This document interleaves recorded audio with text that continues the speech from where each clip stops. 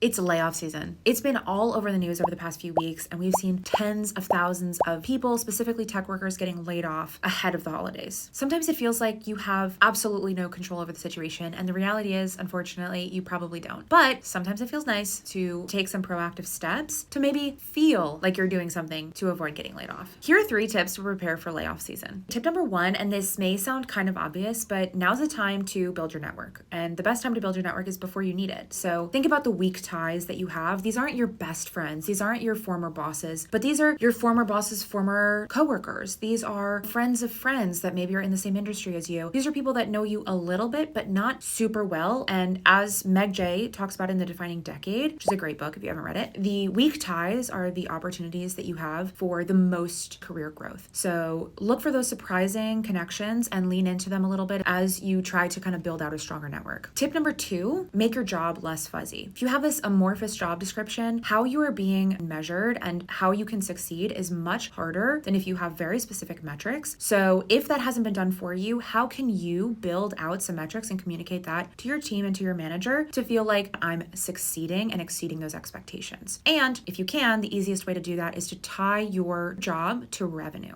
Even if you are not the one picking up the phone and closing a deal, you are probably still somewhat tied to revenue. Maybe you work in marketing and a campaign that you did had a really high click rate, and maybe that brought in some new clients. Or perhaps you're a designer and you helped to redesign the logo, which increased general brand interest. Or maybe if you're in HR, you helped to hire 3 new star performers, and that's brought in some revenue as well. So wherever you can, make sure you show your value in a very understandable and easy to see way. And finally, tip number 3 is self-promotion. You are your own biggest advocate in most spaces. And yes, even if you have the best boss, they're not necessarily thinking about you and your career growth. How can you build your brand internally in your company, but also externally to your professional network? A lot of that, it comes down to posting on LinkedIn. Just try it. Maybe try twice this week. You do a little post on something that you're proud of at work or some expertise that you have, and you might be surprised by how it goes. I hope this helps. Are there any other tips that you think are helpful for people as we go into layoff season? I hope you all survive it. Also, we talked about this at length in our episode, Can You Recession Proof Your Job? If you're interested, go to the Per My Last Email YouTube channel and take a look.